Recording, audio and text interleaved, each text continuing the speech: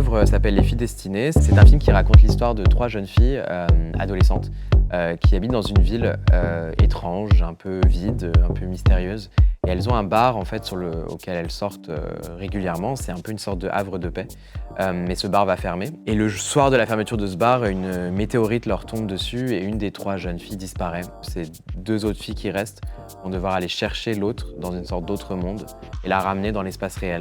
C'est un film qui parle d'amitié, d'amour aussi, de manière un peu confuse comme ça peut être à l'adolescence, mais aussi de disparition dans l'espace public. On se questionne aussi de sa place dans la société, et de la place qu'on va prendre ou qu'on peut prendre ou qu'on ne veut pas prendre.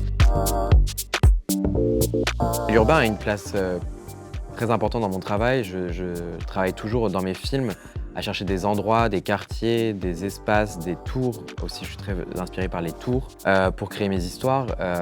J'ai un rapport à l'urbain qui est assez complexe pour moi, c'est-à-dire qu'en même temps, c'est des espaces qui m'inspirent dans ce qu'ils détruisent, c'est-à-dire que l'urbain, pour moi, est aussi un espace lié à l'apocalypse, c'est-à-dire qu'en fait, on construit et ça finit par écraser mes personnages. Et c'est ça, en fait, que ce soit dans Les filles destinées, mon premier film, et la trilogie de la Défense sur laquelle je travaille aujourd'hui. J'ai étudié à Paris pendant 4 ans. C'est une ville en fait où je travaille et où je fais souvent des résidences. Ce qui m'inspire à Paris, c'est plutôt ces espaces qui sortent de l'imaginaire parisien, disons, qui ne sont pas les endroits classiques de la mythologie parisienne.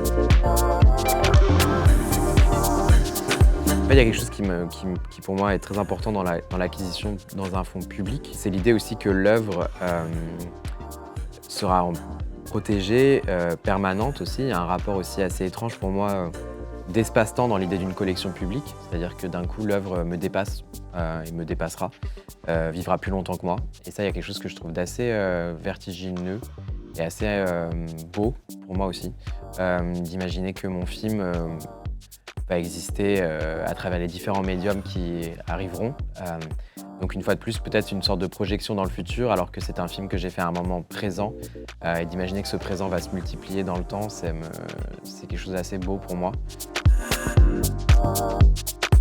Il y a Toni Morrison qui dit une phrase que je trouve super belle, que finalement, c'est l'enfance seule qui crée l'art. C'est-à-dire qu'en fait, quand on est enfant et qu'on est seul, on a un besoin d'imaginer des mondes, et je pense que c'est peut-être là-dedans qu'il y a eu un début de vocation artistique. C'était le besoin d'imaginer des mondes et pouvoir me raccrocher à des mondes qui n'existent pas mais que j'ai créés moi.